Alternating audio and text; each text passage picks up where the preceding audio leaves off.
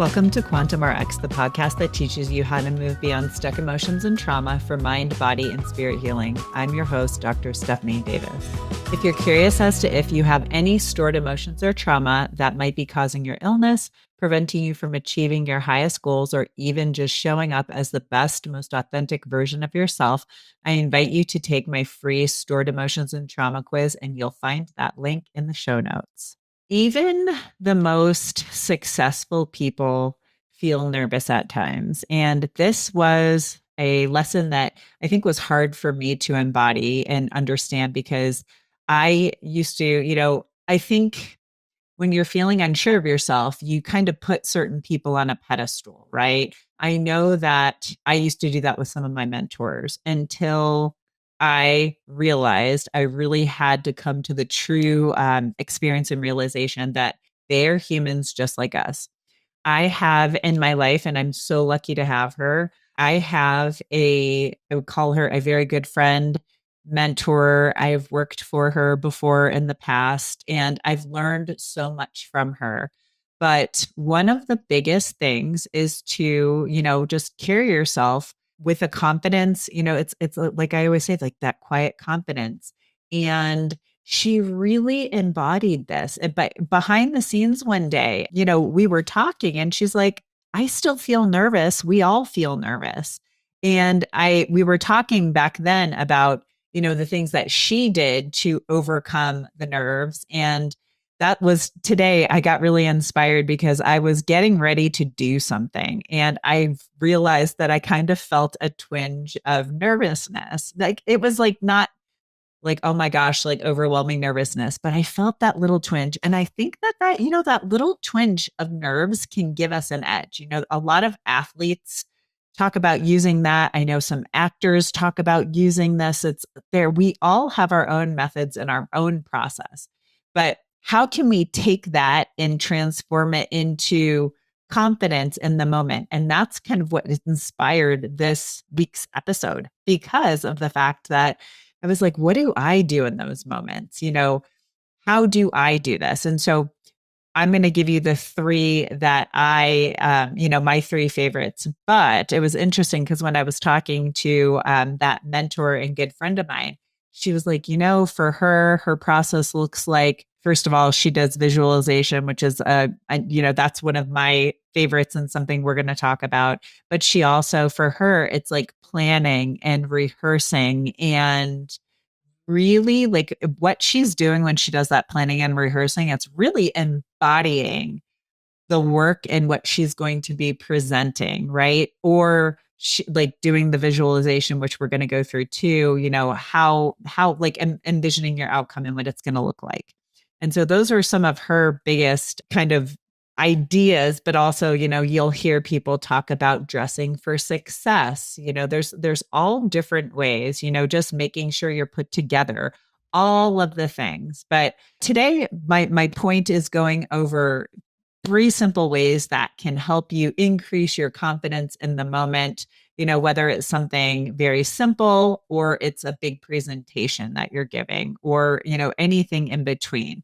But today we are going to cover basically three simple topics: wear your favorite color. I'm going to go over the victory pose and what it means, and my process of what I call visualize, breathe, and feel. Those are going to be the three big ones we talk about today. And so, number one, that, wear your favorite color. So, this one is interesting because you will find that as you go through your journey and different versions of your identity, your favorite color might change. And it's interesting because you might hear people call it your power color or your confident color. There's all different terms for this. But what I know is that I've always had like the same kind of groupings of colors. I've always been very drawn to like jewel tones and earth tones, colors in their truest sense. When you see like the colors of the rainbow, like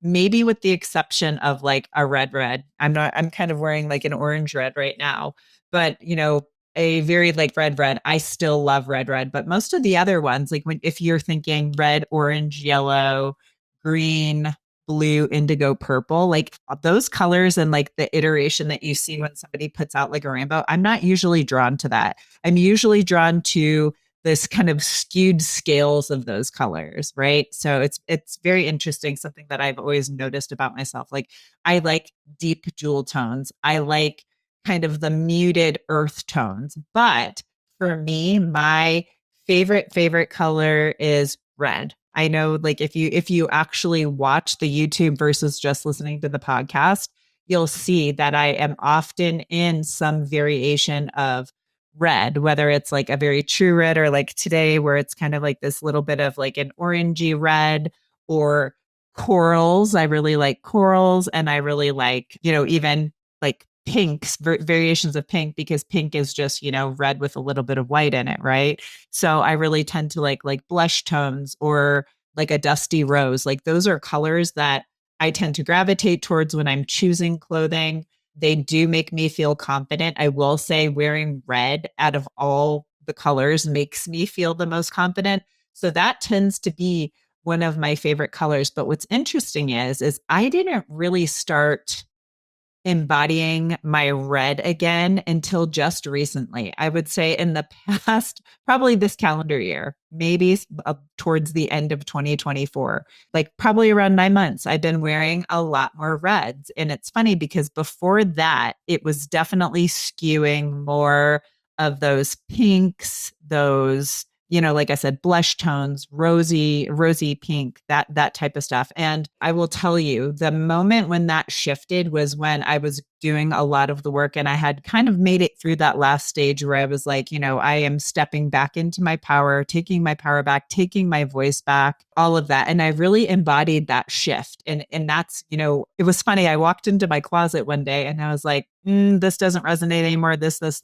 And I got rid of a lot of stuff. And a lot of stuff was like, and some more muted colors and just different designs, like kind of more bohemian types of designs. And it's not that I dislike that nor now or have an issue with it, but it just wasn't resonating with me. I know that that is part of my being, but I'd say the most authentic expression of who I am now in this moment is more simple, streamlined clothing and simple, streamlined designs, but it is in that color red. And I want to take a second to just talk about colors because in this change for me, red by far is the most dominant color, but also gold. Like you can see, if you're watching this, I have a gold necklace on. I'm wearing my gold wedding band, and that was something that was different too because I had in that past version or iteration of myself been kind of gravitating towards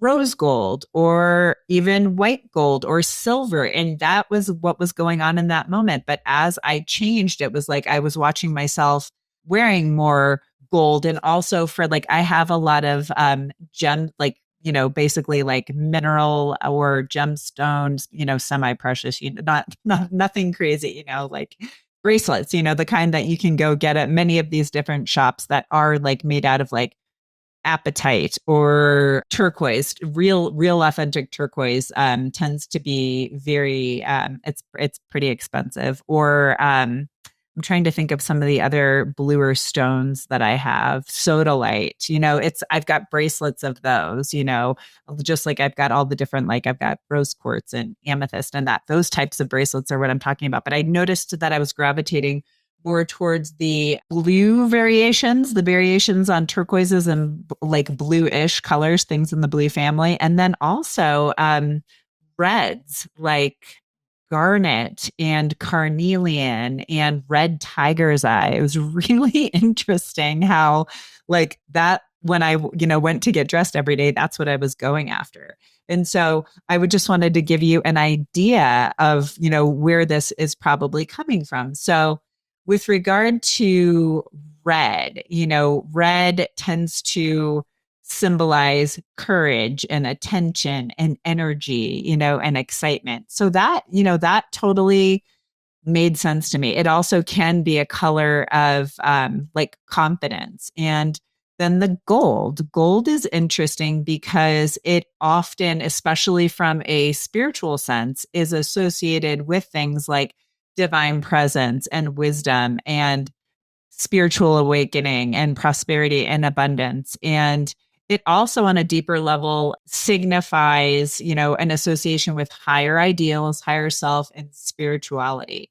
And so it was no surprise to me that when I when I was in my, this transition, that these were the colors that I was going after, very much so. And just to give you like a quick idea, on other colors, like orange tends to represent more optimism and independence and an adventurous type of person, creative, fun. It's funny because my husband, that's his color, his favorite color. And when you see him, it's funny because like he loves orange, but his variation of like that fun, creative, adventurous, he's a very quiet. He's quiet when you see him. He's much more of an energetic presence when you see him. So it's not like that screaming at you. So it's really interesting. Yellow. Yellow is more like calming, peaceful, like enthusiastic, spontaneity, happiness, positivity. It's a very happy color. That's what we tend to think. It also can energize and affect your mood. When I say calm too, it's like a energetically calm. It's not like there are other colors that are really associated with kind of calming in nature. That would be more like the green family. And even green can be separated into different areas. Like lighter greens tend to be more related to like growth, harmony, kindness, even fertility. While dark green is more like stability, reliability, balance, safety, that type of stuff. And you'll see, and those are, I mean, obviously colors you see in nature. And so that can also be associated with like calming and groundedness. Blue's another one that's kind of more in different categories from the standpoint of their like lighter blues versus darker blues. And light blue is going to be more like freedom, joy, trustworthiness, wisdom, sometimes self-expression. Whereas royal blues is more like loyalty, I'd say royalty, responsibility, trust, inner security. Those are some of those. And like you'll know once you start getting into like the purples and the violets, that's related more to like spirituality, compassion, sensitivity, mystery, the divine, all of that type of stuff. And obviously you could get into all the other variations of the colors in between, but those are some of the things to think about when you are choosing what you want to wear. Like, how does it make you feel? And maybe even what is the vibe that you want to exude from it? So those are, there's a lot of, charts out there on the internet on, the color meanings, the psychology of colors, the spirituality of colors, like their spiritual meanings. So that's something that I would encourage you to look into and just see, pay attention to this. Like as you grow and as you change, are the colors that you're wearing changing too? I mean, I know that in my closet, you'll go in and you'll see there's always been a lot of red, whether I've worn it all the time. That isn't, a whole other story, but there's always been a lot of red, but you tend to see a lot of like similarities. I kind of have the clothes kind of like batched out. And so there are places where I go all the time and I wear those things frequently. And like I said, in the past, in this calendar year, you probably see me wearing a lot more red or maybe coral or things in those shades to kind of reflect where I'm at right now. But when I know that I'm going to be doing something very important, I do kind of tend towards gravitating towards red. Like when I spoke at the conferences in April and May, and I did my my workshop facilitation. I wore red. One of them was like a white and red dress. The other one, the shirt had red, or the top had red in it. But that's what I wore because that's where I feel comfortable and confident. So that's something. Number one, pick something that you love to wear, make sure it's appropriate for your setting, and the color. The color is important. So wear your favorite color, right? Number two is the victory pose. And this is one that was taught to me a long time ago. I've had different people in my, teachings, all the various educational programs, certifications that I've done. We've talked about this, especially when we're talking about like quick and simple nervous system regulation. It's victory pose. Sometimes you'll hear people say the Superman or Superwoman pose. but it's literally, I'm not going to stand up. I'm just going to do this in my chair, but like sitting, raising your chest, putting your hands on your hips, kind of maybe put your chest out, doing this. And like when you're doing this and you're standing, you're going to feel so much more confident. Some people will raise their arms above their head. They'll do different like variations on this. I've seen friends do this and they might put their arms out and like spin for a second, like right before a presentation, because they're feeling it and they're feeling the energy and they're taking it in. But when you stand in the victory pose, you are literally changing your physiology in that moment. There are a lot of positive hormones and chemicals in your body that are produced when you do that. It changes the reflection. I believe that I saw a study that said like testosterone was increased, and there were a couple of other neurotransmitters and hormones that were increased when just by getting in that position and feeling it, and embodying it. So you can change your physiology right in that second. And so I tell people to do that and just sit there for like 30 seconds, 60 seconds, even like a couple of minutes. And when you do this, the best way to do it is not just to stand there, but to also remember a moment when you were really like proud of yourself, proud of an accomplishment or an achievement or something like that. For me, a long time ago, it was, graduating when I got my doctorate. I remember the feeling of sitting in the audience, and this is what I would always visualize. I remember sitting in the audience and walking up and on that stage to get my diploma. And I felt in that moment, I was so proud of myself because that was a culmination of my life's work and my mission to that point and my purpose to that point, but I did it my way, right? I know for those of you who have listened to me, like I was going to go to conventional medical school, and that's what everyone told me I should do. And that's what I was supposed to do. But I didn't. I listened to myself, even though it was super, super hard because it didn't resonate with me. I knew that there was a different way to do things and just a better way for me to do it because I knew that I wanted to go after the root causes of what was troubling people. And so that was a really proud moment for me. And now I tend to go after some different moments, and those are more, I'd say, more aligned, like spiritually, and also reflection of like the trauma work I've done and everything that I've released. It's sometimes I will go back to the ending or the outcome of like a big trauma release session where I had like an amazing visualization. That might be what I'm feeling during the victory pose. But when you stand in that position and you get that memory and you really feel it and you embody it, that is going to change your body's chemistry into a much more confident state, especially if you're tying it to that like memory or experience where you were feeling very accomplished and you were proud of yourself and just real like any place you can go that gives you that higher vibration feeling. And like I said, for me, it used to be like walking across the stage getting the diploma. Now it might be, at the end of one of my, more recent, I'd say trauma release sessions, I saw a vision of the little, probably, I would say 6, 7 year old version of myself. And she was sitting on, a big grassy hill. There was a beautiful blue sky behind her.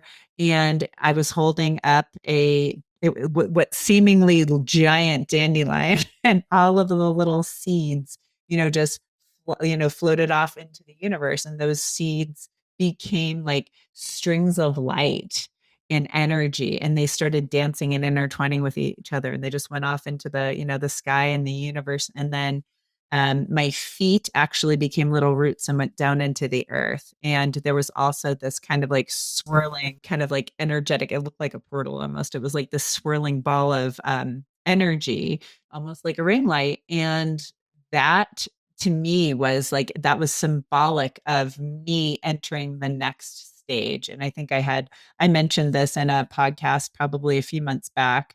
but it was very symbolic of me, you know, coming home to myself, taking back my power, taking back my voice, and, stepping into the next iteration of my being. And so that's something that I will do. I will visualize that moment and feel that, because the feeling I had when I was visualizing that was like nothing else. It was almost like an out of body experience, but it was really cool. So that's kind of what I'd use right now. Use whatever works for you, but embody that, like that victory pose, whether it is hands on the hips, standing with your chest out, with your arms in the air, whatever version of it works for you. Again, there are, sources on the internet too that you can see on this, but I tend to not not pay as much attention to that type of stuff, if you know me.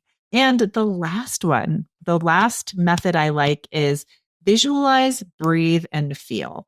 And so this one, I don't have people do this in the moment. So the victory pose, that's something you can do anytime, anywhere, right? You can do that before going on stage. You can do that before sitting down to give a webinar talk or a master class or something like that. You can do that before you go teach something. You can do that literally anywhere. But so wearing your favorite color, that's obviously a choice you're either making the night before you go to bed, sometimes like when you get up in the morning. But again, this visualize, breathe, and feel. This one is more, you're going to be doing this one in preparation. You could do this the night before. You could do this the moment before. If you're giving like a big talk at, maybe noon, you could do this, in the morning before it. So for you, you're going to want to tailor this to your kind of typical process and needs, but what you're going to want to do. And I actually prefer to have people do this at night before they go to bed. I usually have them like do some kind of clearing first. In my world, we do heart math. There's like, I give people a list of kind of clearing exercises that they can do before they get to this. But once they're feeling like they're in a very calm and like in tuned place, enough that you're calm, but you're not about to fall asleep, right? Because if you're about to fall asleep, you might fall asleep and then this won't work. But you want to get to that place where you're feeling very settled and very comfortable. And I want you to visualize yourself in that outfit that you picked out, wearing your favorite color that makes you feel confident. Visualize yourself in the moment that you're going to be having. Let's just, for example's sake, say that you're going to be doing a talk on stage. Imagine yourself, if you know what that space looks like, imagine yourself standing on that stage and giving that talk. And you really need to visualize it and bring in all of your senses if you can. So it's going to be seeing it, really like seeing it. If there are any smells, I know one of the workshops that I gave in May, there was cooking going on and they were bringing in food. So I could smell, different types of food going on. And you can sometimes smell what people's like perfumes are, or, products, personal care products. You might be thinking of your own, what yours smells like.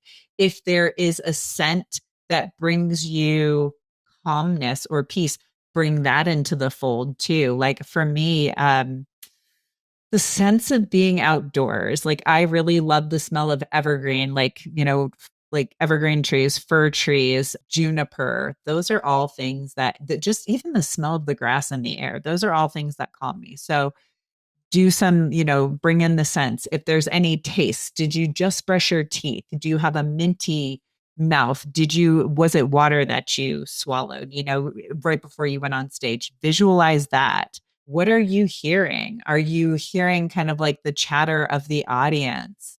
Are people asking you questions in this visualization? And what are you feeling? Is the temperature comfortable in the room that you're speaking in? Like you want to bring all of this stuff in. Is it outdoors? I've done things outdoors.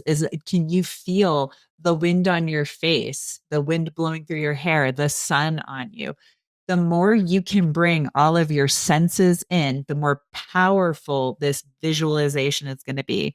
And I tell people, like, I want you to sit in that. I want you to sit in that for a few minutes. I mean, and it's funny because sometimes time when you're doing this stuff, you kind of get something that you think is taking like 1 or 2 minutes might actually take 5 minutes and vice versa. Something that, you've gone through this all in your mind and you were very detailed. Something that you think might have taken like 10 minutes may have only taken 2. So your sense of time can sometimes get thrown off. And we know that time isn't as linear as we were taught to believe. But when you're in this, just be in it, get immersed, visualize, and bring in all of your senses. Then breathe. I want you to breathe into it. Always, when we're trying to calm our nervous systems, your inhale is going to be shorter than your exhale. So you're going to want to like breathe in for 4 or 5 seconds and breathe out for 8. I prefer when people train their bodies to do that rather than thinking, 1, 2, 3 in, 1, 2, 3, 4, 5, 6, 7, 8 out, because that can kind of get your mind off of track. So, get yourself into that. And you can intuitively kind of feel that as well, but breathe into it. Another thing I would have you do is anchor it in a color. Like you can ask your higher mind as you're sitting here, what color do I need to feel the most confident when I deliver this talk? And your higher mind might send you, purple. Breathe in that purple and send that purple to your entire body, your entire being. I always tell people, imagine that purple just saturating you from head to toe, every cell, every fiber of your being. You can also imagine like a purple a purple ball of like light energy, a color, surrounding you, like a big energetic, kind of cocoon, or I always say like a sleeping bag or a cocoon around you, so that you feel calm, safe, whatever the emotion is that you want to tie to it. Breathe in that color and then just really feel it. Feel and embody what it is like to be in that moment and feel confident and feel everything you need to feel to make that experience the most perfect it can be for you.